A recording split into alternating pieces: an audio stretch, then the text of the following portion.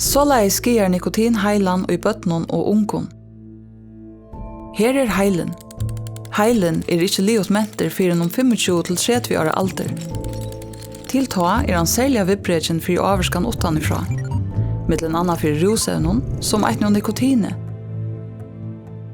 Og i det fast nikotin og i allsins skapun, litun og smakkun, og tja børnun og ungum alternativet nikotinvørenar nu lika velomtøktar som sigaretter.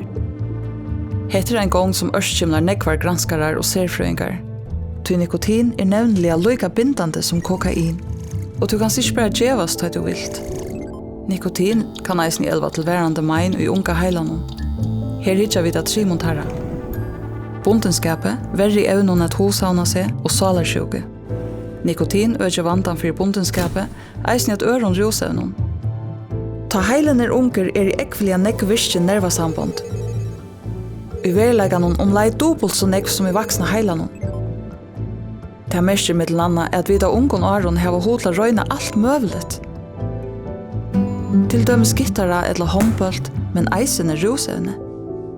De sambondene som vera mest brukt vera stersk og varandi. Hine vikna. Om du har brukt nikotin og ungon aldre vera hesar leinar såstad sterskare, og det vera naturligare at leita til rúsevni alt løyve. Og i øronføre først og verre vi at hosavna det. Ta du brukar nikotin, kjenner du gaman og at herst fokus enn å stått av løte. Men da du har brukt nikotin i langre tøy, fjærer han ávirkanen borster, og vandig fyri at du først værande trobeleikar at hosavna det, eisene lengt etter at du given. Og i 3 før i økir nikotin vandan for å få engest, tunglinde og strongt. Og det kan gjørast en vandamikið gongt.